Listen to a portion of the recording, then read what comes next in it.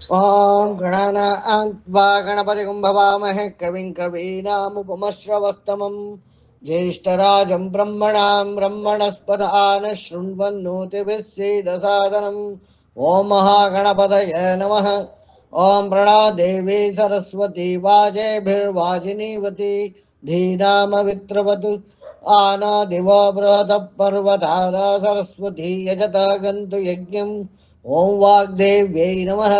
ओम गुरु ब्रह्मा गुरुर्विष्णु गुरुदेवो महेश्वरः गुरु साक्षात् परब्रह्म तस्मै श्री गुरवे नमः।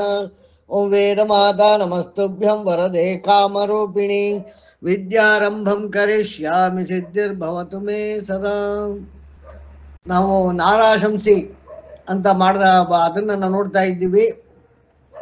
ಇದು ನಾರಾಶಂಸಿ ಅನ್ನೋದು ಒಂದು ಗಾನ ಅಂದಾದ ಒಂದು ನಾದ ಸ್ವರೂಪವಾದ್ರಿಂದ, ತರಂಗ ಸ್ವರೂಪವಾದ್ರಿಂದ, ಅಥವಾ ಕಮ್ಯುನಿಕೇಶನ್ ಸಂವಹನ ಸ್ವರೂಪವಾದ್ದರಿಂದ ಅದನ್ನ ಗಾನ ಅಂತ ವೇದದಲ್ಲಿ ಅದನ್ನ ಬಹಳವಾಗಿ ಪ್ರಶಂಸೆ ಮಾಡಲಾಗಿದೆ. ಅದೇ ನಾರಾಶಂಸೀಯ ಅನ್ನೋ ವೇದ ಭಾಗ. ಈ ಒಂದು ನಾರಾಶಂಸೀಯ ಅನ್ನುವುದರಲ್ಲಿ ಆ ಗಾನವನ್ನ ಅಂದ್ರೆ ಆ ಮಂತ್ರವನ್ನ ನಾವು ಸರಿಯಾಗಿ ಗಾನ ಮಾಡಿದರೆ, ಅಂದರೆ ಅದನ್ನು ಸರಿಯಾಗಿ ಪಠಿಸಿ ಉಚ್ಚರಿಸಿ ಅನುಷ್ಠಾನ ಮಾಡಿದರೆ ಮಾನವನಿಗೆ ಅವಶ್ಯಕತೆಗಳು ಏನಿದೆ ಅದು ಯಾವುದರ ಕೊರತೆ ಉಂಟಾಗುವುದಿಲ್ಲ ಅಂತ ಋಷಿಗಳು ಇದನ್ನು ಪ್ರೂವ್ ಮಾಡಿ ತೋರಿಸಿದ್ದಾರೆ. ಅಂದರೆ ಹಿಂದೆ ರಾಜರ ಆಸ್ಥಾನಗಳಲ್ಲಿ ಬರಗಾಲ ಬಂದಾಗ, ಶತ್ರುವಿನ ಕಾಟ ಉಂಟಾದಾಗ, ಈ ಥರ ಕ್ಷಾಮ ಬಂದಾಗ, ರೋಗಗಳು ಬಂದಾಗ, ಈ ಥರ ಯಾವುದೇ ಒಂದು ಉತ್ಪಾತಗಳು ನಡೆದಾಗ, ಪ್ರಾಕೃತಿಕ ವಿಕೋಪಗಳು ನಡೆದಾಗ ಇದೆಲ್ಲದರ ಸರಿ ಮಾಡುವಿಕೆ ಈಗಿಂದ ಲಾಕ್ಔಟ್ ಮಾಡೋದು ಆ ರೀತಿ ಇದ್ದಿಲ್ಲ. ಅದನ್ನು ನಾರಾಶಂಸಿ ಅನ್ನೋ ಒಂದು ವೇದ ಭಾಗವನ್ನ ಅದನ್ನು ಕಲಿತವರನ್ನ ಕುಳಿಸಿಕೊಂಡು ಅವರಿಂದ ಅದನ್ನ ಗಾನವನ್ನ ಮಾಡ್ತಾ ಬರೋರು.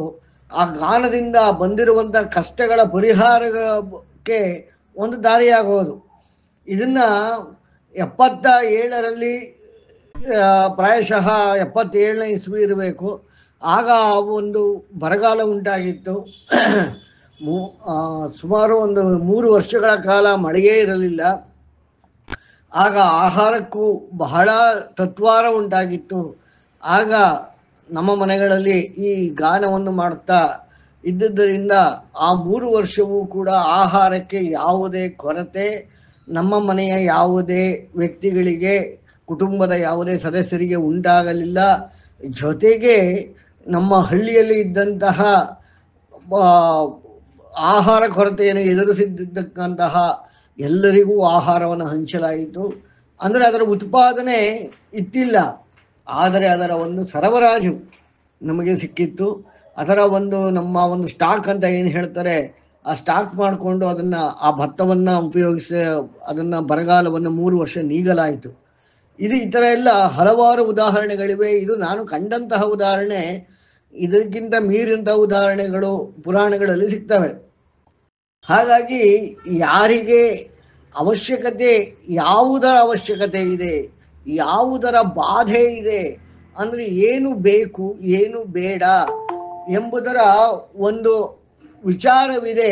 ಆ ವಿಚಾರವನ್ನ ನಾವು ಸರಿ ಮಾಡಿಕೊಳ್ಳಲಿಕ್ಕೆ ಈ ನಾರಾಶಂಸಿಗಾನ ಅನ್ನೋದನ್ನು ನಾವು ನೋಡ್ಕೋಬೇಕಾಗ್ತದೆ. ಇದು ವೇದದ ಭಾಗದಲ್ಲಿ ಬರ್ತದೆ. ಆ ವೇದದ ಭಾಗದಲ್ಲಿ ಬರುವಂಥದ್ದು ಋಗ್ವೇದ ಮಂಡಲ 10 ಅದರಲ್ಲಿ ಬರುತ್ತದೆ. ಯಾವುದು ಆ ಗಾನ ಅಂದರೆ ಕೇವಲ 5 ಮಂತ್ರಗಳ ಗಾನ ಮಾಡಿದರೆ ಸಾಕು.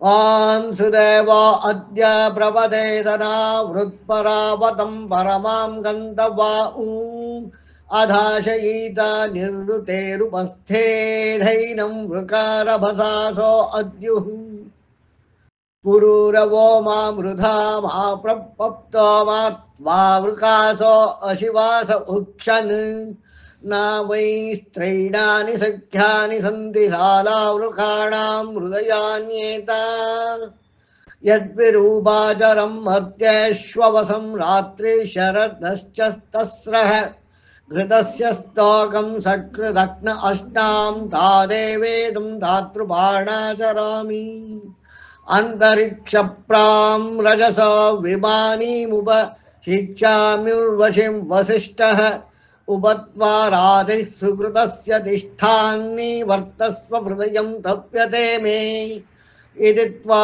ದೇವಾ ಇಮ ಆಹುರೈಡ ಯಥೇ ಮೇದದ್ಭವಸಿ ಮೃತ್ಯುಬಂಧುಃ ಪ್ರಜಾತೆ ದೇವನ್ನವಿಷಾ ಯಜಾತಿ ಸರ್ಗ ಊ ತ್ವಮಪಿ ಮಾದಯಾಸಿ ಅಂತ ಇಷ್ಟು ಮಂತ್ರಗಳನ್ನು ನಾವು ಉಚ್ಚಾರಣೆ ಮಾಡಿಕೊಂಡು ಇದನ್ನು ಅನುಷ್ಠಾನ ಮಾಡ್ತಾ ಬಂದುಬಿಟ್ರೆ ಏನಾಗ್ತದೆ, ನಮಗೆ ಈ ಒಂದು ವೇದದಲ್ಲಿ ಇರುವಂತಹ ನಾರಾಶಂಸಿ ಗಾನ ಅನ್ನುವುದು ನಮಗೆ ಸಿಗ್ತದೆ. ಇದರಿಂದ ನಮ್ಮ ಬೇಕು ಬೇಡಗಳನ್ನು ಮಾಡ್ಕೋಬಹುದು. ಇದು ಬಿಟ್ಟು ಬೇರೆ ಮಾರ್ಗವೇ ಇಲ್ಲ.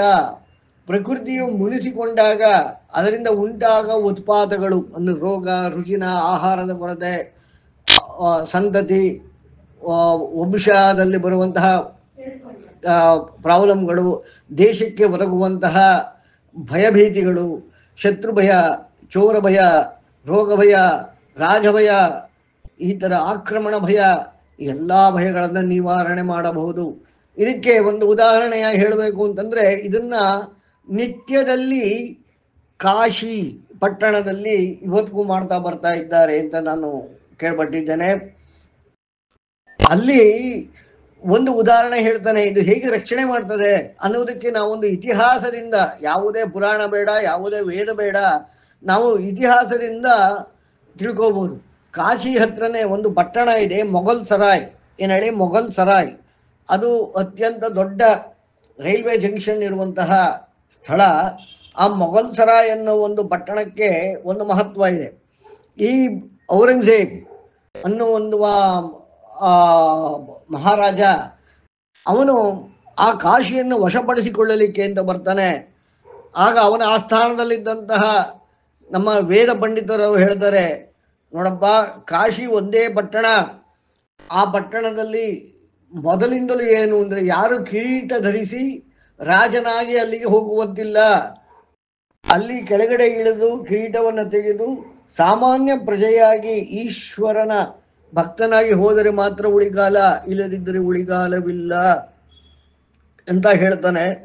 ಆ ಹೇಳಿದಾಗ ಅದನ್ನು ಕೇಳಿಸಿಕೊಂಡಂತಹ ರಾಜ ಮತ್ತೆ ಹಲವಾರು ಜನರ ಜೊತೆ ನೋಡಿ ಹಲವಾರು ಉದಾಹರಣೆಗಳನ್ನು ಕಂಡಿದ್ದ. ಅವರನ್ನು ನೋಡಿ ಅವಾಗ ಏನು ಮಾಡಿದ, ಅವನು ಆಕ್ರಮಣ ಮಾಡಲಿಕ್ಕೆ ಅಂತ ಕಾಶಿ ಪಟ್ಟಣಕ್ಕೆ ಹೊರಟವನು ಮೊಘಲ್ ಸರಾಯ್ ಅನ್ನೋ ಒಂದು, ಅಂದರೆ ಅವಾಗ ಅದು ಖಾಲಿ ಜಾಗ, ಅದೇನು ಇತ್ತಿಲ್ಲ. ಅಲ್ಲಿ ಬೀಡು ಬಿಟ್ಟ, ಅಲ್ಲಿಂದ ಮುಂದಕ್ಕೆ ಹೋಗಲಿಲ್ಲ. ಮೊಘಲ್ ಸರಾಯಿ ಅಂದರೆ ಮೊಘಲರು ಬೀಡು ಬಿಟ್ಟ ಜಾಗ, ಬಿಡದಿ, ಮೊಘಲರ ಬಿಡದಿ ಅನ್ನೋದು ಮೊಘಲ್ ಸರಾಯಿ ಅಂತ ಕರೀತಾರೆ ಇವತ್ತು. ಅಂತಹ ಒಂದು ರಾಜನೇ, ಔರಂಗಜೇಬನೇ ಅಂತಹ ದೊಡ್ಡ ಸೈನ್ಯವನ್ನು ಹೊಂದಿದ್ದಂತಹ, ಇಡೀ ಭಾರತ ಖಂಡಕ್ಕೆ ರಾಜನಾಗಿದ್ದಂತಹ ಅವನು ಅಲ್ಲೇ ನಿಂತ್ಕೋತಾನೆ. ಮತ್ತಲ್ಲಿಂದ ಅದರ ತಂಟೆ ಬೇಡ ಅಂತ ವಾಪಸ್ ಹೋಗ್ತಾನೆ. ಇದರಿಂದ ನಾವು ಅರ್ಥ ಮಾಡ್ಕೋಬೇಕು, ಇದೇನು ನಡೆದು ಯಾವುದೋ ಪುರಾಣ ಕಾಲದ್ದಲ್ಲ, ದ್ವಾಪರ ತ್ರೇತಾಯುಗದ ಕಾಲದ್ದಲ್ಲ, ಇತ್ತೀಚೆಗೆ ನಡೆದಂತಹ ಒಂದು ಘಟನೆ. ಇದರಿಂದ ವೇದ ಅರ್ಥ ಮಾಡ್ಕೋಬಹುದು. ಈ ರೀತಿಯಾಗಿ ನಾರಾ ತರಂಗಗಳು ಅಂದರೆ ನಾರಾಶಂಸಿ ಗಾನ ಅನ್ನುವುದು ಹೇಗೆ ನಮ್ಮನ್ನು ಕಾಪಾಡ್ತದೆ ಅನ್ನೋದು ಒಂದು ವಿಚಾರ. ಈ ನಾರಾ ತರಂಗಗಳು ಇದು ತರಂಗವಾದ್ದರಿಂದ ಇದನ್ನು ಗಾನ ಅಂತ ಕರೆದಿದ್ದಾರೆ. ನಾರಾಶಂಸಿ ಗಾನ, ಇದನ್ನು ನಾವು ಅನುಷ್ಠಾನ ಮಾಡ್ತಾ ಬರಬೇಕು. ಈಗ ನಾನು ಉಚ್ಚಾರಣೆ ಮಾಡಿದಂತಹ 5 ಮಂತ್ರಗಳನ್ನು ನಾವು ಅನುಷ್ಠಾನ ಮಾಡಿದ್ದೇ ಆದಲ್ಲಿ ನಾವು ನಮ್ಮ ಬೇಕು ಬೇಡಗಳನ್ನು ಪೂರೈಸುವಂತಹ ಪುರುಷ ಮತ್ತು ಪ್ರಕೃತಿ ಅಂದರೆ ಶಕ್ತಿ ಮತ್ತು ಪೊಟೆನ್ಷಿಯಾ, ಎನರ್ಜಿ ಆ್ಯಂಡ್ ಪೊಟೆನ್ಷಿಯಲ್, ಸಾಮರ್ಥ್ಯ ಮತ್ತು ಶಕ್ತಿ, ಇವುಗಳಿಂದ ನಾವು ಪಡೆದುಕೊಳ್ಳಬಹುದು. ಹಾಗಾಗಿ ಇದನ್ನು ನಾರಾಯಣ, ನಾರಾಯಣ ಪ್ಲಸ್ ಏಣ ಅನ್ನೋ ಒಂದರಿಂದ ನಾವಿದನ್ನ ನೋಡಬಹುದು. ಇದಕ್ಕೆ ಪುರಾಣದಲ್ಲಿ ಕೆಲವು ವಿಚಾರಗಳಿದೆ, ಇದನ್ನು ನೋಡೋಣ. ಇದು ಹೇಗೆ ಜಗತ್ತಿಗೆ ಬಂತು, ಈ ನಾರಾಯಣ ಎನ್ನುವ ಒಂದು ಅಸ್ತಿತ್ವ ಹೇಗೆ ಜಗತ್ತನ್ನು ಕಾಪಾಡ್ತು ಅನ್ನೋ ಒಂದು ಉದಾಹರಣೆ ನಾವು ನೋಡೋಣ. ಈ ನಾರಾ ತರಂಗಗಳು ಮಾನವನಿಂದ ಹೊರಡುತ್ತೆ. ಈ ನಾರಾ ತರಂಗಗಳು ಮಾನವನಿಂದಲೇ ಹೊರಡುವುದರಿಂದಾಗಿ ನ ರ ಎರಡು ತರಂಗ ನಮ್ಮಿಂದನೇ ಹೊರಡುವುದರಿಂದಾಗಿ, ಅಂದರೆ ಹಸಿವು ಮತ್ತು ಅದಕ್ಕೆ ಒದಗಿಸಿಕೊಡುವಿಕೆ. ಈ ಹಸಿವು ಅನ್ನುವುದನ್ನು ಕೇಳಿಸಿಕೊಂಡ ಪ್ರಕೃತಿ ಹಾಗೂ ಪುರುಷ ರಕಾರಗಳಿಂದ ಅದನ್ನು ಸಪ್ಲೈ ಮಾಡ್ತಾರೆ, ಅವಶ್ಯಕತೆಯನ್ನು ಪೂರೈಸ್ತಾರೆ. ಹಾಗಾಗಿ ಮನುಷ್ಯನನ್ನ ನರ ಅಂತ ವೇದಗಳು ಹೇಳ್ತವೆ. ಮನುಷ್ಯನನ್ನ ನರ ಅಂತ ಹೇಳ್ತಾರೆ. ಈ ಒಂದು ವ್ಯವಸ್ಥೆಯನ್ನ ಹೇಗೆ ಮಾಡಿದರು? ಆ ಪರಮಾತ್ಮ ವಿಷ್ಣು ಅವನ 4ನೇ ಅವತಾರ, ಅವನ ಅಂಶದಿಂದನೇ ಹುಟ್ಟಿದ ನರ ಮತ್ತೆ ನಾರಾಯಣ ಎಂಬ ಅವಳಿ ಸಹೋದರರು, ಟ್ವಿನ್ಸು. ಆ ಟ್ವಿನ್ಸು ಹುಟ್ಟಿದರಲ್ಲ, ಅವರು ವಿಷ್ಣುವಿನ ಅಂಶದಿಂದನೇ ಹುಟ್ಟಿದವರು. ಅಂದರೆ ಪ್ರಪಂಚದಲ್ಲಿ ಪ್ರಪಂಚ ಅಂತ ಇದೆ, ವಿಶ್ವ ಅಂತನೂ ಇದೆ. ಆದರೆ ಅದನ್ನು ನಾನು ವಿವರ ಕೊಟ್ಟಿದ್ದೇನೆ ಆಲ್ರೆಡಿ. ವಿಶ್ವ ಅಂದರೆ ಸ್ವತಂತ್ರ, ಅದು ಸ್ವತಂತ್ರವಾಗಿ ವ್ಯವಹರಿಸುವುದು. ಪ್ರಪಂಚ ಅಂತಂದರೆ ಬಂಧನದಲ್ಲಿ ವ್ಯವಹರಿಸುವುದು. ಈ ರೀತಿಯಾಗಿರುವ ಜೀವನದಲ್ಲಿ ಪ್ರಪಂಚದಿಂದ ಉಂಟಾಗುವ ಬಂಧನಗಳಿಂದ ಮುಕ್ತಿಗೊಳಿಸುವುದಕ್ಕಾಗಿ ವಿಶ್ವದಿಂದ ತತ್ವಗಳು ಜನಿಸುತ್ತವೆ. ಅರ್ಥ ಮಾಡಿಕೊಡಿ. ಪ್ರಪಂಚದಲ್ಲಿ ಉಂಟಾಗುವ ಬಂಧನಗಳಿಂದ ತಪ್ಪಿಸಿಕೊಳ್ಳುವ ಬಗೆ ವಿಶ್ವದ ತತ್ವಗಳು. ಅಂತಹ ವಿಶ್ವವನ್ನೇ ವಿಷ್ಣು ಅಂತ ನಮ್ಮ ವೇದಗಳು ಹೇಳ್ತವೆ. ಹಾಗಾಗಿ ಆ ವಿಷ್ಣುವಿನ ಹೇಗೆಲ್ಲ ಈ ಪ್ರಪಂಚದಲ್ಲಿ ವ್ಯವಹಾರ ಮಾಡ್ತದೆ ಅನ್ನೋದರ ತತ್ವಗಳು, ಹೇಗೆ ವಿಶ್ವದ ತತ್ವಗಳು ಹೇಗೆ ವ್ಯವಹರಿಸಿ ಪ್ರಪಂಚದಲ್ಲಿ ಸಿಕ್ಕಿಕೊಂಡಿರುವ ಬಂಧನದಲ್ಲಿ ಇರುವಂತಹ ಜೀವಗಳಿಗೆ ದಾರಿಯನ್ನು ತೋರ್ತದೆ. ಹಾಗಾಗಿ ಅವನನ್ನು, ಆ ವಿಶ್ವವನ್ನೇ ನಾವು ಭಗವಂತ ಅಂತ ಕರಿತೇವೆ. ಭಗವಂತ ಅಂದರೆ ದಾರಿ ತೋರುವವನು. ಅಂದರೆ ನಮಗೆ ದಾರಿಯು ಕಾಣದಿದ್ದಾಗ ಕೇವಲ ನಮ್ಮ ಬೇಡಿಕೆಗಳು, ಬೇಡಗಳು ಇವುಗಳಲ್ಲಿ ಸಿಕ್ಕಿಕೊಂಡು ಅವುಗಳಿಗೆ ದೊರಕಬೇಕಾದ ಅಂಥದ್ದುಗಳು ದೊರಕದಿದ್ದಾಗ ಅದನ್ನು ಪಡೆಯುವ ಬಗೆ ಹೇಗೆ? ಪ್ರಕೃತಿಯು ಕೊಡದಿದ್ದಾಗ, ಪುರುಷನು ಕೊಡದಿದ್ದಾಗ ಅದನ್ನು ಪಡೆಯುವ ಬಗೆ ಹೇಗೆ? ಆ ತತ್ವಗಳು ಯಾವುದು, ಅದರ ಅಂಶಗಳೇನು, ಇದೆಲ್ಲವನ್ನು ನಾವು ವಿಶ್ವದಿಂದ ಪಡೆಯುವುದರಿಂದ ಅದನ್ನು ವಿಷ್ಣು. ಇದರ ಒಂದು 1000, ಅಂದರೆ 1000 ಅಂತಲ್ಲ, ಅಂಕೆಯಿಂದ 1000, ಆದರೆ ಪರ್ಮಿಟೇಷನ್ ಕಾಂಬಿನೇಷನ್ನಿಂದ ಅದು ಅಸಂಖ್ಯ. ಆ ರೀತಿಯಾಗಿರುವುದೇ ವಿಷ್ಣು ಸಹಸ್ರನಾಮ. ಅರ್ಥ ಮಾಡ್ಕೊಳ್ಳಿ. ವಿಷ್ಣು ಸಹಸ್ರನಾಮ ಅಂತಂದರೆ ಸ್ವತಂತ್ರವನ್ನು ಪ್ರಪಂಚದಲ್ಲಿ ಇರುವಂತಹ ಜೀವಿಗಳಿಗೆ ಸ್ವತಂತ್ರವನ್ನು ಕೊಡುವಂತಹ, ಅಂದರೆ ಬೇಕು ಬೇಡಗಳನ್ನು ಕೊಟ್ಟು ಈ ಪ್ರಪಂಚದ ಬಂಧನದಿಂದ ಮುಕ್ತಿಯನ್ನು ತೆಗೆದುಕೊಳ್ಳುವಂತಹ, ಬಿಡುಗಡೆಯನ್ನು ಹೊಂದಬಲ್ಲಂತಹ, ಮುಂದುವರಿಯಬಲ್ಲಂತಹ ತತ್ವಗಳನ್ನು ನೀಡುವಂತಹದ್ದು ಯಾವುದು? ವಿಶ್ವ. ಹಾಗಾಗಿ ಅವನೇ ವಿಷ್ಣು. ಈ ವಿಶ್ವದ ಅಂಶ ಅಂದರೆ ಏನಾಯಿತು? ಈ ಜಗತ್ತಿನ ವ್ಯವಸ್ಥೆ ಯಾವ ಯಾವ ಕಾಲದಲ್ಲಿ ಪ್ರಪಂಚದ ಅಂಶದಿಂದ ಬಂಧನಕ್ಕೆ ಸಿಲುಕಿ ನರಳಾಟ ಶುರುವಾಗ್ತದೆ, ಹಿಂಸೆ ಶುರುವಾಗ್ತದೆ, ಯಾವಾಗ ಭಯ ಶುರುವಾಗ್ತದೆ, ಅವುಗಳು ಧರ್ಮದ ಹಾದಿ ತಪ್ಪಿ ಅಧರ್ಮಕ್ಕೆ ಕಾಲಿಟ್ಟಾಗ ಅದರ ಬಿಡುಗಡೆಗಾಗಿ ಈ ವಿಶ್ವದ ಅಂಶಗಳು ಪ್ರಪಂಚದಲ್ಲಿ ಇರುವಂತಹ ಜಗತ್ತಿನಲ್ಲಿ ಅವತರಿಸುತ್ತವೆ. ಅದೇ ವಿಷ್ಣುವಿನ ಅವತಾರ. ವಿಷ್ಣುವಿನ ಅವತಾರ ಅಂದರೆ ಇಷ್ಟೇನೆ. ವಿಷ್ಣುವಿನ ಅಂಶ ಅಂದರೆ ಏನು?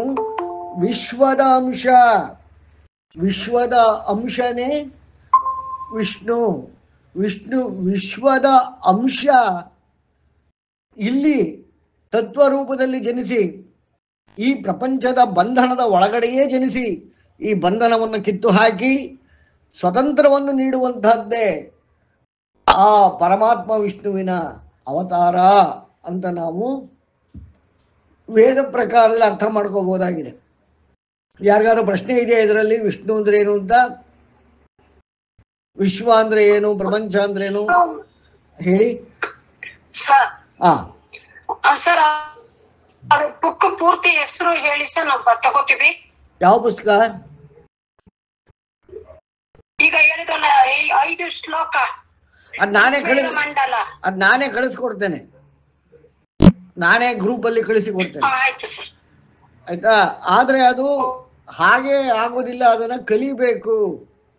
ಅದನ್ನ ಅಭ್ಯಾಸ ಮಾಡಲಿಕ್ಕೆ ಮೊದಲು ಅದನ್ನ ವೇದ ಮಂತ್ರಗಳನ್ನ ಕಲಿಯಬೇಕು. ಇದೆಲ್ಲ ನಿಮಗೆ ಉಪಯೋಗವಾಗಲಿ ಅಂತಾನೆ ಸಂಜೆ ವೇದ ಪಾಠ ಮಾಡ್ತಾ ಇರೋದು. ಅದನ್ನು ಉಪಯೋಗಿಸ್ಬೇಕು ಅಂದ್ರೆ ವೇದ ಪಾಠಕ್ಕೆ ಬರಬೇಕು, ವೇದ ಪಾಠ ಕಲಿಬೇಕು. ಯಾಕೆಂದ್ರೆ ಅಪಭ್ರಂಶವಾದರೆ, ಉಚ್ಚಾರಣೆಗಳು ತಪ್ಪಾದರೆ ಆ ಒಂದು ವೇದ ಮಂತ್ರಗಳ ಉಪಯೋಗವಾಗುವುದಿಲ್ಲ ಎಂಬ ಕಾರಣಕ್ಕಾಗಿ ನಾನು ವೇದ ಪಾಠವನ್ನು ಮಾಡ್ತಾ ಇರೋದು. ಇದನ್ನ ನಾನು ಮಂತ್ರವನ್ನು ಹಾಗೆ ಕಳಿಸಿಕೊಡ್ತೇನೆ. ಅದನ್ನು ಕಲಿಬೇಕು ಅಂತಂದ್ರೆ ಹೇಳಿದ್ರೆ ನಾನು ಅದನ್ನು ಕಲಿಸಿಕೊಡ್ತೇನೆ. ಆ ಮಂತ್ರಗಳಿಂದ ನಮ್ಮ ಬೇಕು ಬೇಡಗಳನ್ನು ನಾವು ಈಡೇರಿಸಿಕೊಳ್ಳಬಹುದಾಗಿದೆ. ಇದು ವಿಶ್ವವು ಪ್ರಪಂಚದಲ್ಲಿ ವಾಸಿಸುವಂತಹ ನಾನಾ ತರಂಗಗಳ ಜವಾಬ್ದಾರಿಯನ್ನು ಹೊತ್ತಿರತಕ್ಕಂತಹ ನರ ಅಂದ್ರೆ ಮಾನವನಿಗೆ ಕೊಟ್ಟಿರುವಂತಹ ಒಂದು ವ್ಯವಸ್ಥೆ. ಇದನ್ನ ನಾವು ಈ ರೀತಿ ಮಾಡ್ಕೋಬಹುದು. ಈ ರೀತಿಯಾಗಿ ಏನಾಯಿತು, ಒಂದು ಕಾಲದಲ್ಲಿ ಆಹಾರದ ವ್ಯವಸ್ಥೆ ಅಂದ್ರೆ ಬೇಕು ಬೇಡಗಳ ವ್ಯವಸ್ಥೆ ಏನಾಯಿತು, ಒಂದು ತೊಂದರೆಗೆ ಒಳಗಾಯಿತು. ಏನು ತೊಂದರೆ ಅಂದ್ರೆ ದಂಭೋದ್ಭವ. ದಂಭ ಪ್ಲಸ್ ಉದ್ಭವ, ದಂಭೋದ್ಭವ ಅನ್ನೋ ಒಬ್ಬ ರಕ್ಕಸ ವಜ್ರಗಿರಿ ಒಂದು ಪಟ್ಟಣದಲ್ಲಿ ಆಳ್ತಾ ಇದ್ದ. ಅವನು ತಪಸ್ಸು ಮಾಡಿ 1000 ಕವಚಗಳನ್ನ ವರ ಪಡೆದಿದ್ದ.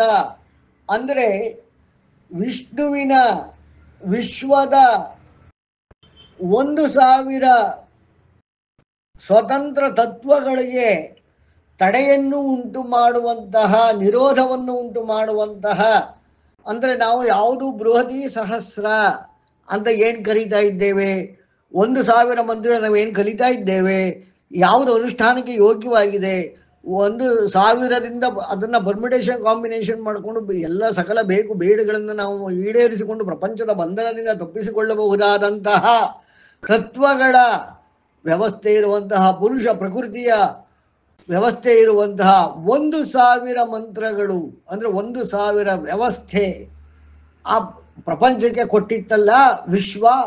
ಆ ವ್ಯವಸ್ಥೆಯನ್ನ ತಡೆ ಹಿಡಿದ ಯಾರು? ದಂಭೋದ್ಭವ. ಆಗ ಏನಾಯಿತು, ಎಲ್ಲರೂ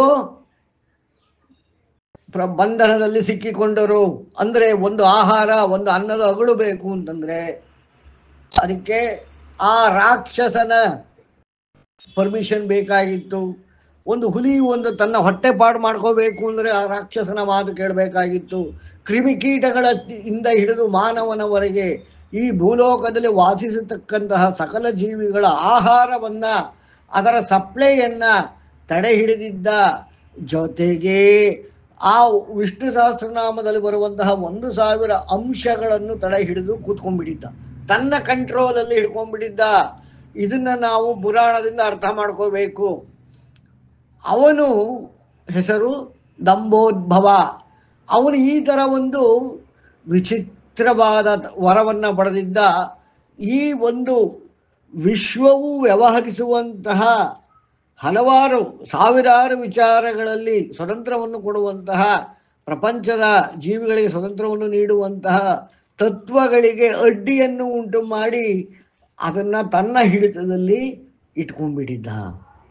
ಆಗ ಏನಾಯ್ತು, ಆ ಶ್ರೀಹರಿ, ಹರೀಂದ್ರ ಏನು ಹರಿವು ಅಂದ್ರೆ ಈ ಒಂದು ಪ್ರಪಂಚದ ಜಗತ್ತಿನ ವಿಶ್ವದ ವ್ಯವಸ್ಥೆಯ ಹರಿವನ್ನು ನೋಡಿಕೊಳ್ಳುತ್ತಿದ್ದಂತಹ ಶ್ರೀಹರಿ, ಅವನು ವಿಶ್ವದ ಅಂಶವಾದ ವಿಷ್ಣು ಎಂಬ ಒಂದು ಅಂಶದಿಂದ 4ನೇ ಅವತಾರವಾಗಿ ನರ ಮತ್ತೆ ನಾರಾಯಣ ಎಂತ ಅವಳಿ ಜವಳಿ ಸಹೋದರರು ಅವರು ಈ ಭೂಮಿಯಲ್ಲಿ ಜನಿಸಿದರು.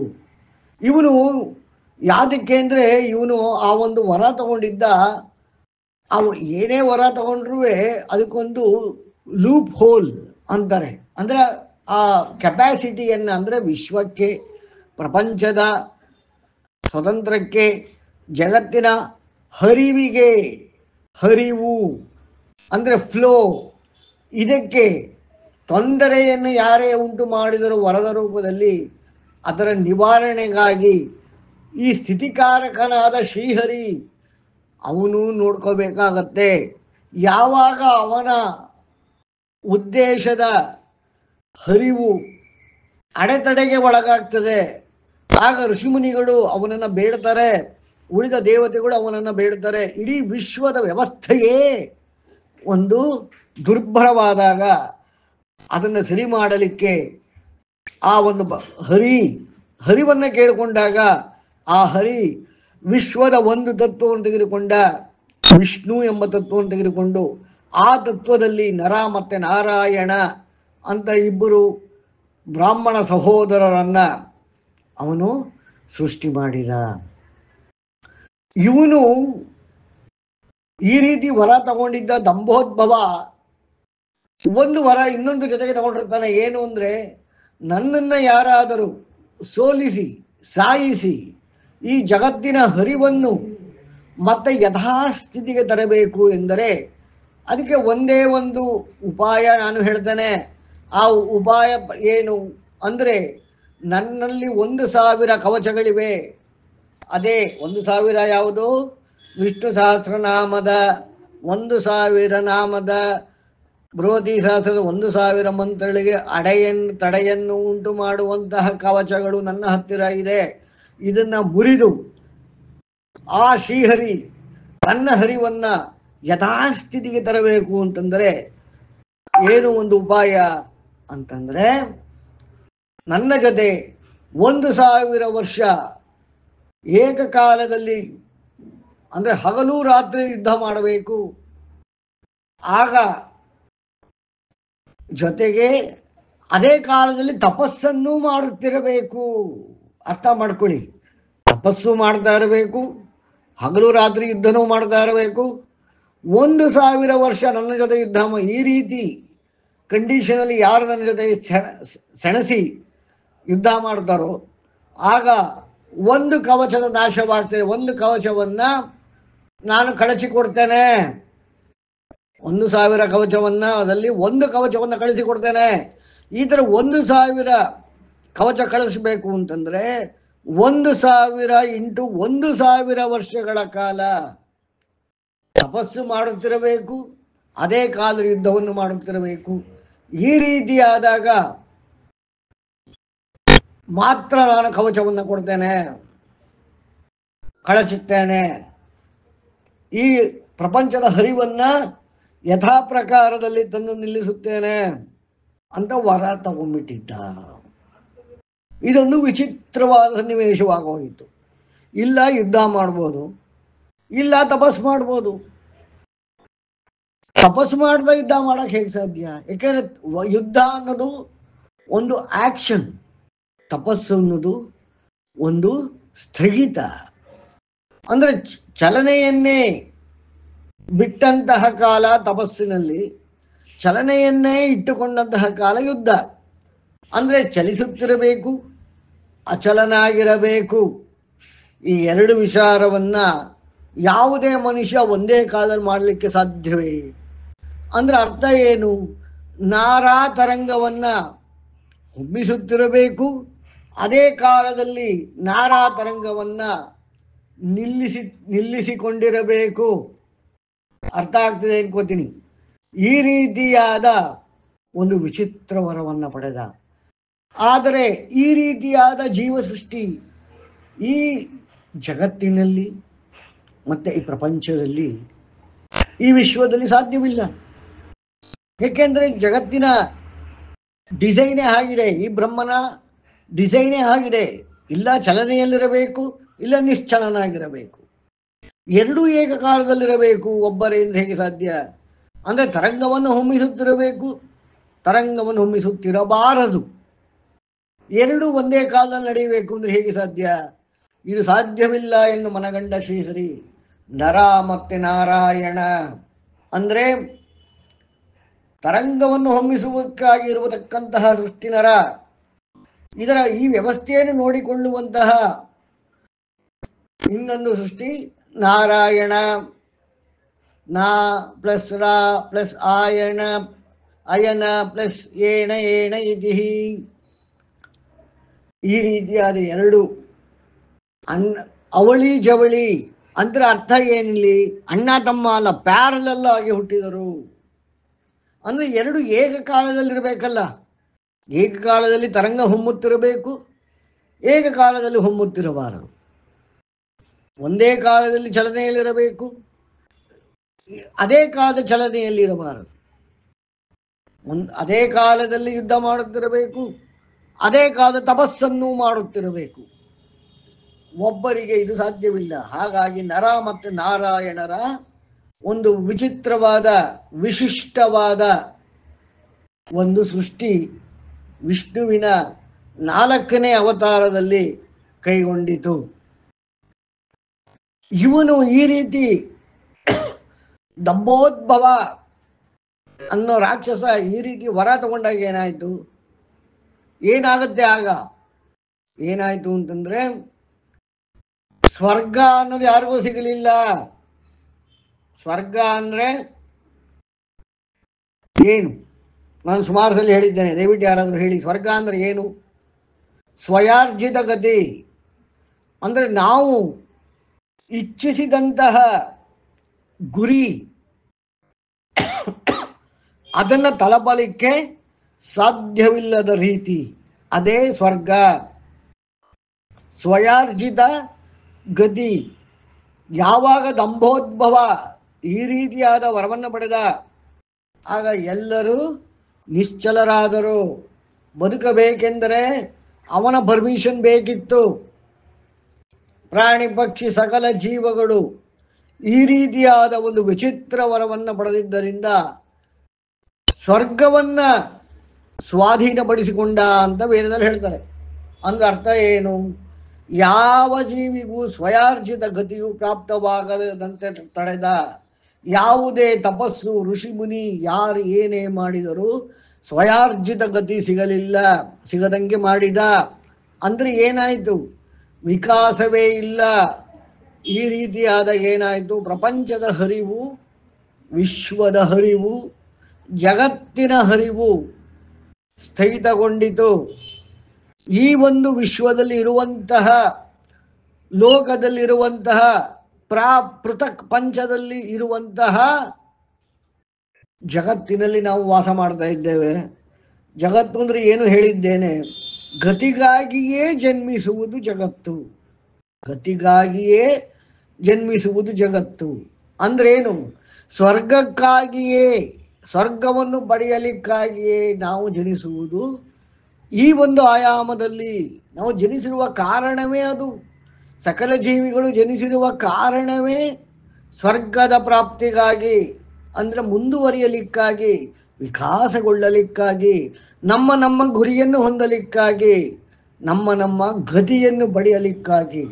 ಅಂತಹ ಒಂದು ಮೆಕ್ಯಾನಿಸಮ್ ಇವತ್ತೂ ಕೂಡ ನಮಗೆ ಇದೆ. ಆದರೆ ಇಂತಹ ಒಂದು ಮೆಕ್ಯಾನಿಸಮ್ನ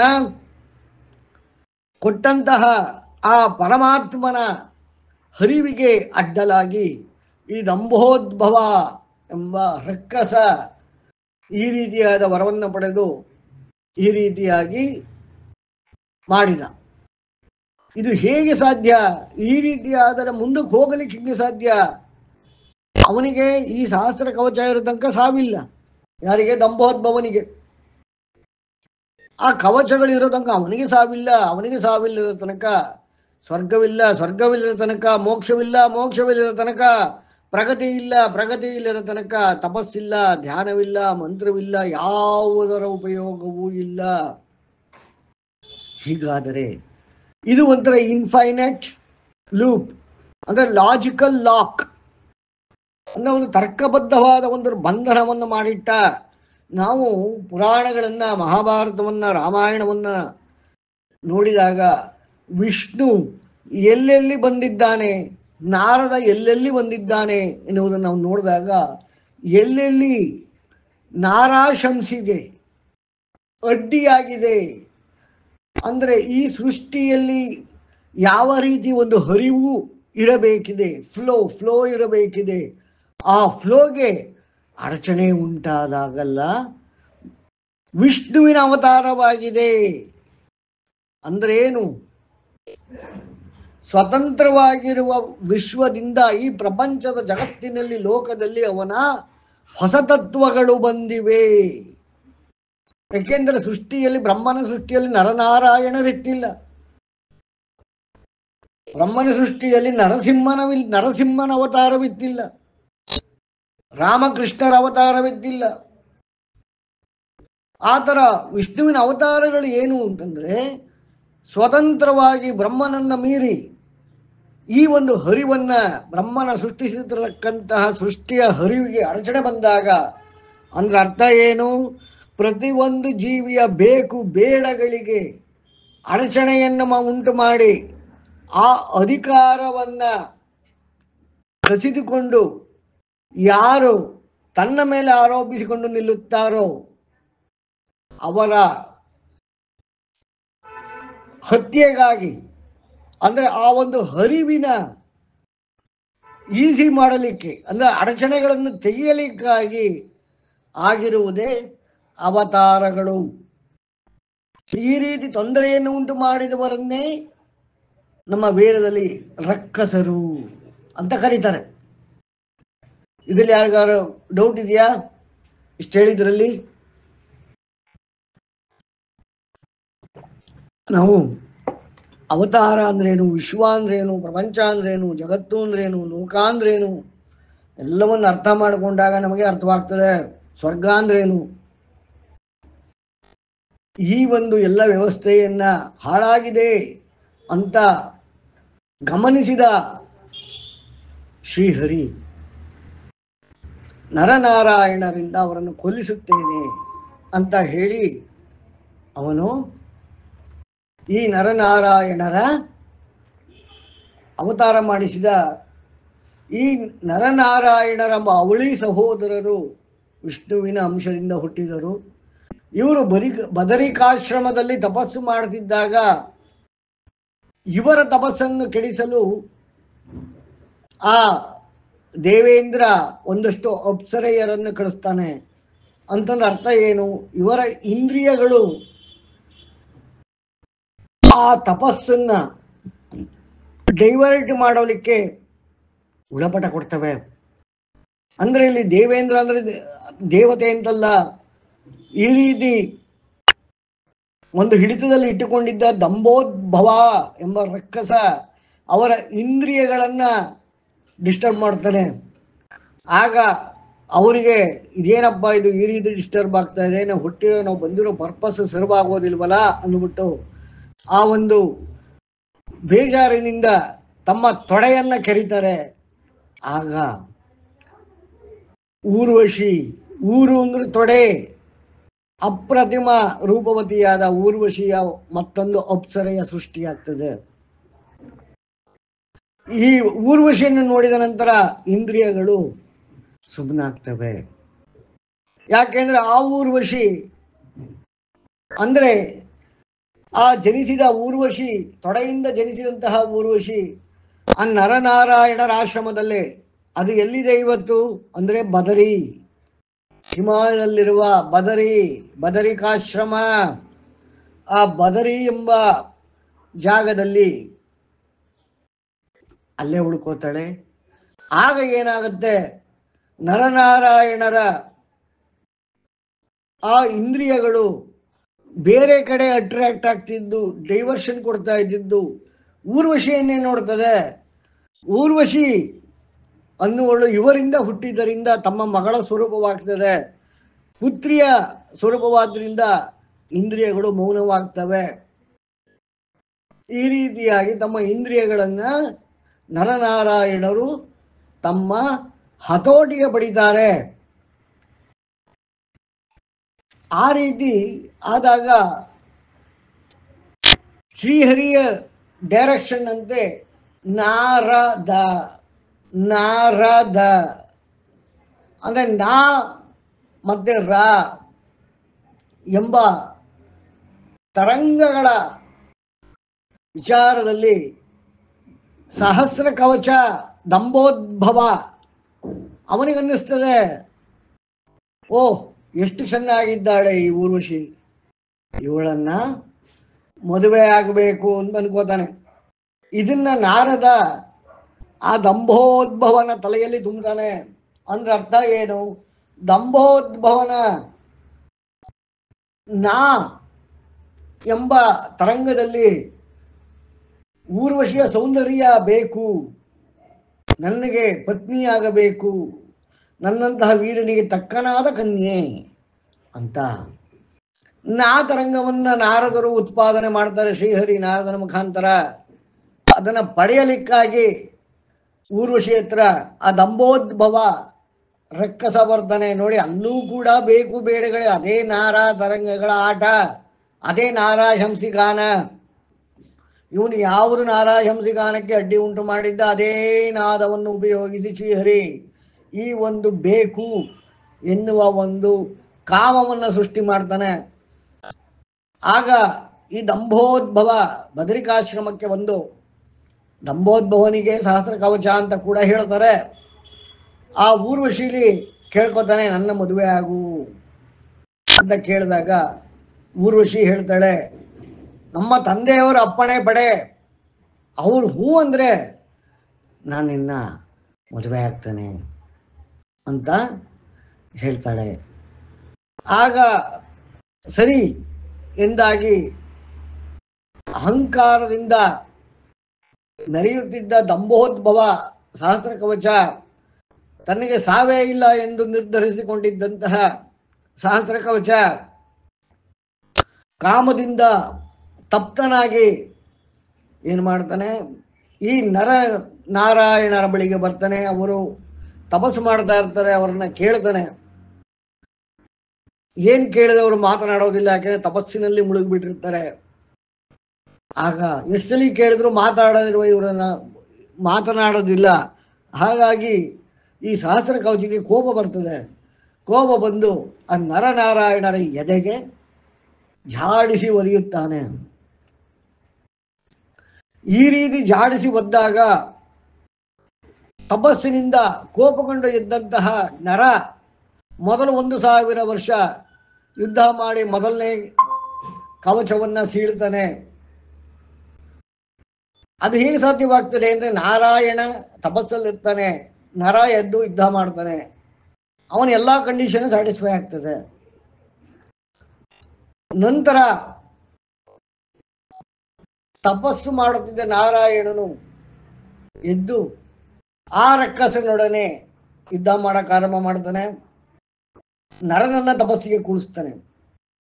ಈ ರೀತಿ ಆವರ್ತನದಲ್ಲಿ 1000 ವರ್ಷ ನಾರಾಯಣ, 1000 ವರ್ಷ ನರ, ಈ ರೀತಿಯಾಗಿ ಕಂಟಿನ್ಯೂಸ್ ಆಗಿ ಯುದ್ಧ ಮಾಡಿಕೊಂಡು 999 ಕವಚಗಳನ್ನು ಹರಿದಾಕ್ತಾರೆ, ಕಳಚಿಕೊಡ್ಬೇಕಾಗತ್ತೆ. ಇನ್ನು ಒಂದೇ ಒಂದು ಕವಚ ಇರುತ್ತೆ. ಆಗ ಸಹಸ್ರ ಕವಚನಿಗೆ ಸಡನ್ನಾಗಿ ಅವನಿಗೆ ಎಚ್ಚರ ಆಗುತ್ತೆ, ಜ್ಞಾನೋದಯವಾಗುತ್ತೆ. ಈ ನಾರಾ ತರಂಗಗಳಲ್ಲಿ ಸಿಕ್ಕಿಕೊಂಡು ನಾನು ಈ ಒಂದು ವಿನಾಶಕಾರಿಯಾದ ಶಾಶ್ವತವಲ್ಲದ ಪ್ರಪಂಚದಲ್ಲಿ ಈ ಸ್ವಪ್ನ ರೀತಿಯಾದ ಬದುಕಿಗೋಸ್ಕರ, ಈ ಊರ್ವಶಿಗೋಸ್ಕರ ನಾನು ಇಷ್ಟೆಲ್ಲ ಮಾಡ್ಬಿಟ್ನಲ್ಲ, ಛೇ ನಾನು ಏನಕ್ಕೆ ಇವೆಲ್ಲ ಮಾಡಿದೆ, ಇದೆಲ್ಲ ಬೇಕಿತ್ತ, ನಾನು ನನ್ನ ಸಕಲ ತಪಸ್ಸು ಶಕ್ತಿ ಎಲ್ಲವನ್ನೂ ಹಾಳು ಮಾಡಿಕೊಂಡೆ ಅಂತ ಅವನಿಗೆ ಸುದರ್ಶನವಾಗ್ತದೆ. ಅಂದರೆ ಸತ್ಯದ ದರ್ಶನವಾಗ್ತದೆ. ಆಗ ಅವನು ಯುದ್ಧವನ್ನು ನಿಲ್ಲಿಸಿ ನರನಾರಾಯಣರಿಗೆ ಶರಣಾಗ್ತಾನೆ. ನನ್ನನ್ನು ಬಿಟ್ಬಿಡಿ, ನಾನು ಸರಿಯಾಗಿ ಇರ್ತೇನೆ, ಇನ್ನು ಯಾವ ಹರಿವಿಗೂ ನನ್ನ ತೊಂದರೆ ಮಾಡುವುದಿಲ್ಲ.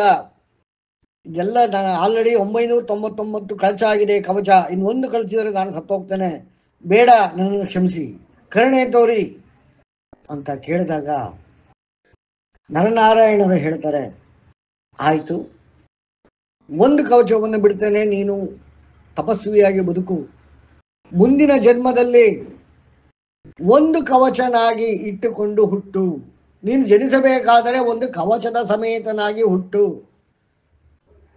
ಅಂತ ಹೇಳ್ತಾನೆ.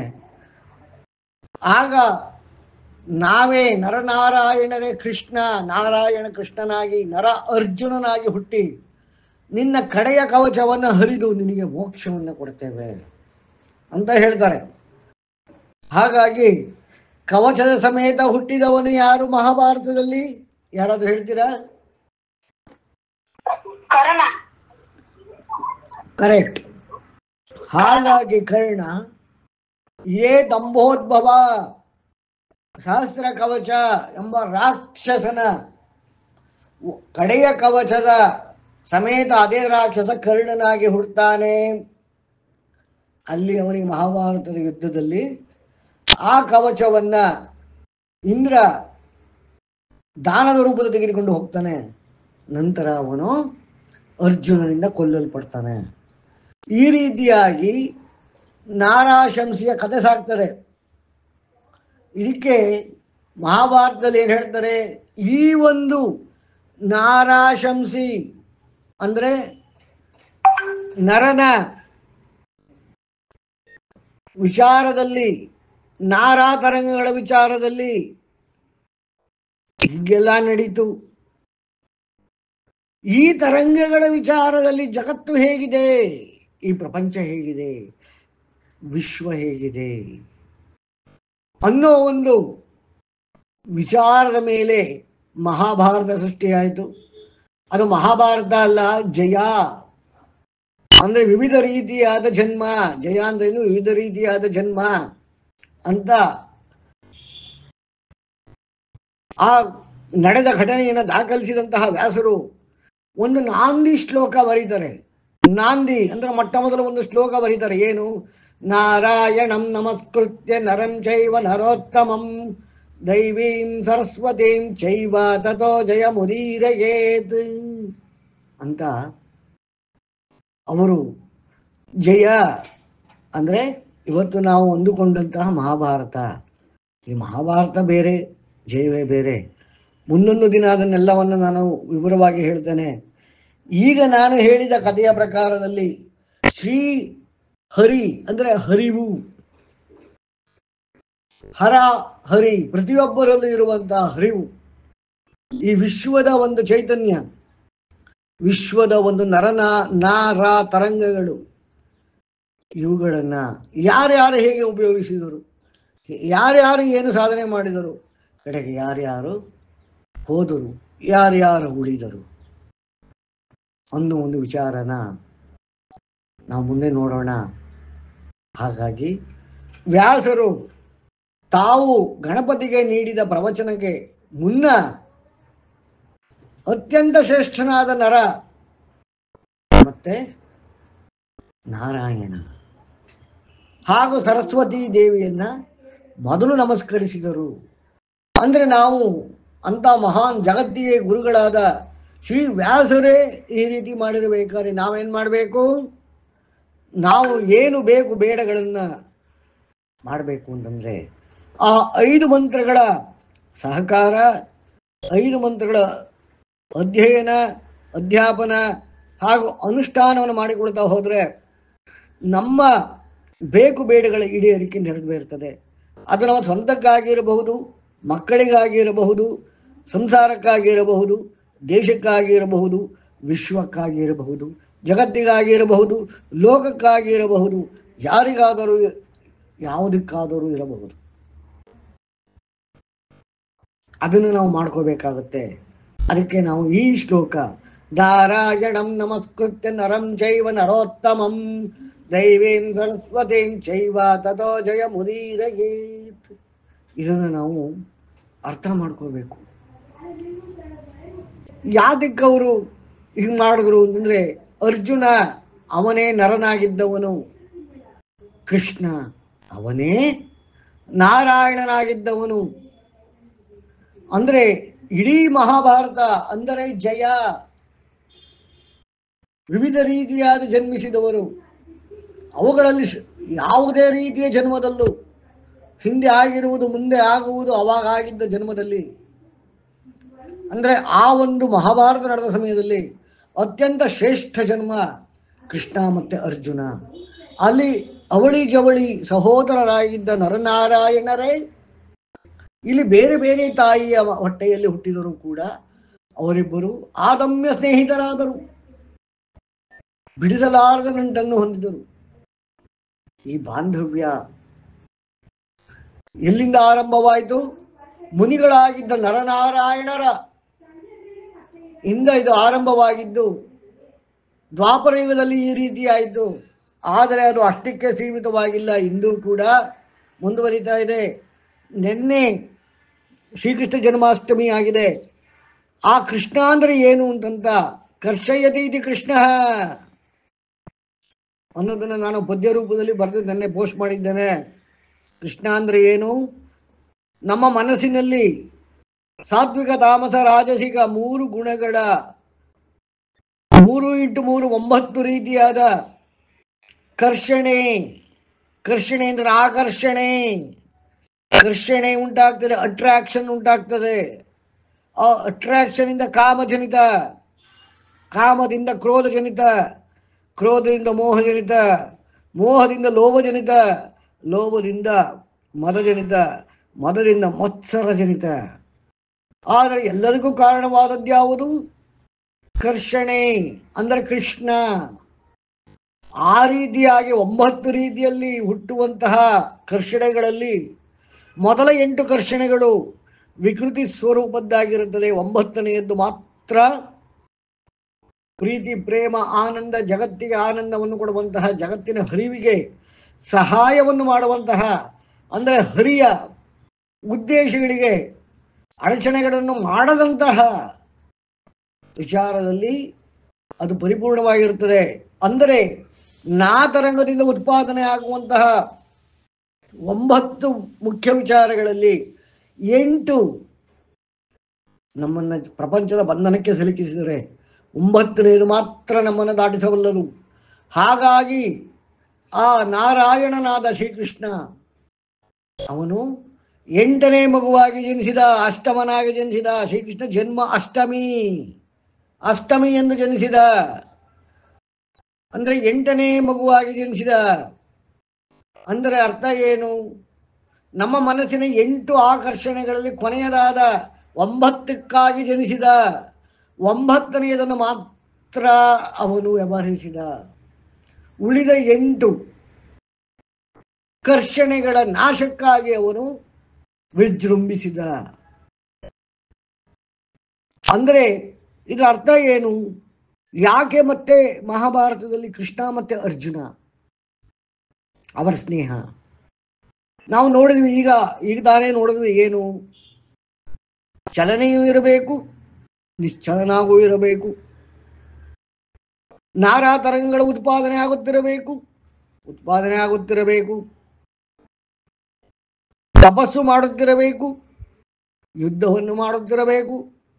ಈ ರೀತಿಯಾದ ದ್ವಂದ್ವಗಳಲ್ಲಿ ಸಿಕ್ಕಿದಂತಹ ವಿಚಾರಕ್ಕೋಸ್ಕರ ಕೃಷ್ಣ ಮತ್ತೆ ಅರ್ಜುನರ ಜನನ.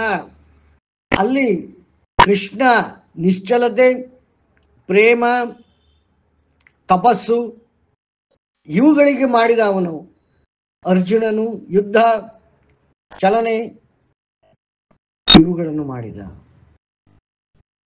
ಹಾಗಾಗಿ ಕೃಷ್ಣ ಮತ್ತು ಅರ್ಜುನರ ಜನನ ಮಹಾಭಾರತದಲ್ಲಿ ನಾವು ನೋಡಿದಾಗ ಒಂದು 7-8 ದಿನಗಳ ವ್ಯತ್ಯಾಸದಲ್ಲಿ ಇಬ್ಬರು ಹುಟ್ಟುತ್ತಾರೆ. ಈ ಕಡೆ ಅರ್ಜುನ ಹುಟ್ಟಿ ಆ ಕಡೆ ಕೃಷ್ಣ ಹುಟ್ಟುತ್ತಾನೆ. ಒಂದು 7-8 ದಿನಗಳ ವ್ಯತ್ಯಾಸ. ಆದರೆ ಕೃಷ್ಣ ಅಷ್ಟಮನಾಗಿ ಹುಟ್ಟುತ್ತಾನೆ. ನರ ಹುಟ್ಟಿದ 8 ದಿನದ ನಂತರ ಕೃಷ್ಣ ಹುಟ್ಟುತ್ತಾನೆ. ಅರ್ಥ ಮಾಡ್ಕೊಳ್ಳಿ. ಅರ್ಜುನ ಹುಟ್ಟಿದ 8ನೇ ದಿನ ಕೃಷ್ಣ ಜನ್ಮ. ಆ ರೀತಿಯಾಗಿ ಅವನಿಗೆ ವಿರೋಧವಾಗಿ ನಿಂತವರು ಯಾರು? ಅತ್ಯಂತ ಚಾಲೆಂಜಿಂಗ್ ಆಗಿದ್ದವರು ಯಾರು? ಇಡೀ ಮಹಾಭಾರತದಲ್ಲಿ ಕೃಷ್ಣ ಮತ್ತೆ ಅರ್ಜುನರಿಂದ ಸೋಲಿಸಲ್ಪಡಕ್ಕೆ ಆಗೋದಿಲ್ಲ, ಭೇದಿಸಲಿಕ್ಕೆ ಆಗುವುದಿಲ್ಲ ಅಂತ ಇದ್ದವನು ಯಾರು? ಭೀಷ್ಮ.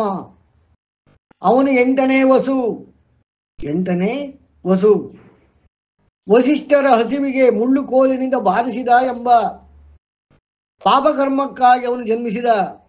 8ನೇ ವಸು, ಅವನ ಹಿಂದೆ ಹುಟ್ಟಿದ 7 ವಸುಗಳನ್ನು ಗಂಗೆ ವಾಪಸ್ಸು ಕಳಿಸ್ಬಿಟ್ಟಿರ್ತಾಳೆ. ಆದ್ರೆ 8ನೇವನಾದ ವಸು ಉಳ್ಕೋತಾನೆ. ಆ 8ನೇ ವಸುವೇ ಮೋಹ. ಆ 8ನೇ ಅಂದ್ರೆ 1ರಿಂದ 8 ಭೀಷ್ಮ. ಮನಸ್ಸಿನ 1ರಿಂದ 8 ರೆಪ್ರೆಸೆಂಟ್ ಮಾಡೋದು ಭೀಷ್ಮ. ಅವನೇ 9ನೇದಲ್ಲಿ ವ್ಯವಹರಿಸುತ್ತಿದ್ದ. 8ರ ಧ್ವಂಸಕ್ಕಾಗಿ ನಿಂತಿದ್ದ ಕೃಷ್ಣನಿಗೆ ಚಾಲೆಂಜ್ ಆಗಿರ್ತಾನೆ, ಕೃಷ್ಣನಿಗೆ ಮತ್ತೆ ಅರ್ಜುನನಿಗೆ. ಹಾಗಾಗಿ ಮಹಾಭಾರತ ಯುದ್ಧದಲ್ಲಿ 8-9 ದಿನ ಮಾತ್ರ ಯುದ್ಧ ಮಾಡ್ತಾನೆ ಭೀಷ್ಮ. ನಂತರ ಅವನ ಎದುರು ಶಿಖಂಡಿ ಬಂದಾಗ ಯುದ್ಧರಂಗವನ್ನು ತೊರಿತಾನೆ. ಬಾಣಗಳ ಘಾತದಿಂದ ಶರಶಯ್ಯಲ್ಲಿ ಮಲಗ್ತಾನೆ. ಅಂದ್ರೆ 8 ದಿನದ ನಂತರ ಶ್ರೀಕೃಷ್ಣ ಭೀಷ್ಮನನ್ನು ಶರಶಯ್ಯಗೆ ನೂಗ್ತಾನೆ, ಸೋಲಿಸುತ್ತಾನೆ. ಅಲ್ಲಿ ಏನು 8 ವರ್ಸಸ್ 8, ಕೃಷ್ಣನು 8 ಅಂದ್ರೆ ಮೊದಲ 8 ಬೇಡ ಅಂತ ಅವನು 9ನೇವನು. ಆದರೆ ಮೊದಲ 8ಗಳನ್ನು ಹಿಡಿದು ನಿಂತಿದ್ದವನು ಭೀಷ್ಮ. ಆ ಮೊದಲ 8ಗಳನ್ನ ಕೊಂದು ಕೆಡವಿದ್ದು 9ನೇಯದು ಯಾವುದು? ಶ್ರೀಕೃಷ್ಣ ಪರಮಾತ್ಮ ನರನಾರಾಯಣ. ಆ 8 ವಿಚಾರಗಳನ್ನು ಹೊಂದಿದ್ದ, ಕರ್ಷಣೆಯನ್ನು ಹೊಂದಿದ್ದ ಭೀಷ್ಮನನ್ನು ಕಡೆಗೂ ಸೋಲಿಸಲಿಕ್ಕೆ ಕಷ್ಟವಾದಾಗ ಭೀಷ್ಮ ಯುದ್ಧದ ಮೊದಲು ಒಂದು ಪ್ರತಿಜ್ಞೆಯನ್ನು ಮಾಡಿರ್ತಾನೆ. ಅದಕ್ಕೆ ಮೊದಲು ಕೃಷ್ಣ ಒಂದು ಪ್ರತಿಜ್ಞೆ ಮಾಡಿರ್ತಾನೆ, ನಾನು ಯುದ್ಧದಲ್ಲಿ ಶಸ್ತ್ರ ಹಿಡಿಯುವುದಿಲ್ಲ, ಅಂದ್ರೆ ನಾನು ಚಲನೆಯಲ್ಲಿ ಇರುವುದಿಲ್ಲ, ನಿಶ್ಚಲನಾಗಿರ್ತೇನೆ, ಕೇವಲ ಸಾರಥಿಯಾಗಿರ್ತೇನೆ. ಆಗ ಭೀಷ್ಮ ಹೇಳ್ತಾನೆ, ಪರಮಾತ್ಮ ನೀನು ಪರಮಾತ್ಮ ಗೊತ್ತು, ನೀನೇ ನಾರಾಯಣ ಎಂಬುದು ನನಗೆ ಗೊತ್ತು, ನಿನ್ನ ಕೈಲಿ ನಾನು ಶಸ್ತ್ರವನ್ನ ಹಿಡಿಸುತ್ತೇನೆ, ಅಲ್ಲಿ ತನಕ ನಾನು ಮರಣ ಹೊಂದುವುದಿಲ್ಲ, ಶಸ್ತ್ರವನ್ನು ಬಿಡುವುದಿಲ್ಲ ಅಂದಾಗ 9ನೇ ದಿನ ಅವನನ್ನು ತಡೆಯಲಿಕ್ಕೆ ಆಗದ ಶ್ರೀಕೃಷ್ಣ ಚಕ್ರಧಾರಿಯಾಗಿ ಅವನನ್ನು ಕೊಲ್ಲಲಿಕ್ಕೆ ಮುಂದಡಿಯಿಡ್ತಾನೆ. ಆಗ ಭೀಷ್ಮ ತನ್ನ ಶಸ್ತ್ರಗಳನ್ನು ಕೆಳಗಡೆ ಹಾಕಿ, ನನ್ನ ಮಾತನ್ನು ನೆರವೇರಿಸಿಬಿಟ್ಟೆ ನಾರಾಯಣ, ಬಾ ನನ್ನನ್ನು ಕೊಲ್ಲು ಅಂತಾನೆ. ಅರ್ಜುನ ಅವನು ಕಾಲು ಹಿಡ್ಕೋತಾನೆ, ನೀನು ಎಂಥ ಕೆಲಸ ಮಾಡ್ತಾ ಇದೆಯಾ, ನನಗೋಸ್ಕರ ನೀನು ಶಸ್ತ್ರವನ್ನ ಹಿಡಿದು ಬಿಟ್ಟೆ, ಬೇಡ ಪ್ರಯೋಗ ಮಾಡಬೇಡ, ಬಾ ಅಂತ ವಾಪಸ್ಸು ಸಮಾಧಾನ ಮಾಡಿ ಕರ್ಕೊಂಡು ಹೋಗ್ತಾನೆ. ಅಂದ್ರೆ ನಾರಾಯಣ ಸ್ವರೂಪವಾದ ಶ್ರೀಕೃಷ್ಣ ಆ ಮೊದಲು 8 ಆಕರ್ಷಣೆಗಳಿಗೆ ಒಂದು ಕ್ಷಣ ಸೋಲ್ತಾನೆ, ಒಂದು ಕ್ಷಣ ತಾನೂ ಸೋಲ್ತಾನೆ. ಅಂದ್ರೆ ಪ್ರೀತಿ ಪ್ರೇಮಗಳು ಮೊದಲ 8 ಆಕರ್ಷಣೆಗೆ, ಆನಂದವೂ ಕೂಡ ಆಕರ್ಷಣೆಗೆ ಒಳಗಾಗ್ತದೆ. ಅಂದ್ರೆ ಮನಸ್ಸಿನ ಮೊದಲು 8 ಆಕರ್ಷಣೆಗಳು ಅತ್ಯಂತ ಪ್ರಬಲ, ಅತ್ಯಂತ ಬಲಿಷ್ಠ.